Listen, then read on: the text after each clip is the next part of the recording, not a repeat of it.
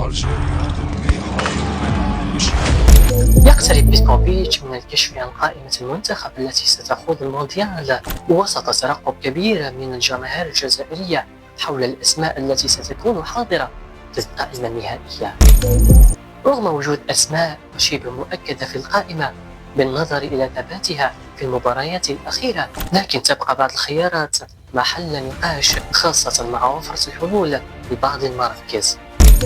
وتشير بعض المعطيات والإحصائيات أن القائمة شبه مؤكدة ومحسومة بحكم استقرار بيتكوفيتش على أسماء حافظت على تواجدها في المباريات الأخيرة، غير أن الحديث عن وجود مفاجأة في خط الهجوم يبقي باب التكهنات مفتوحا.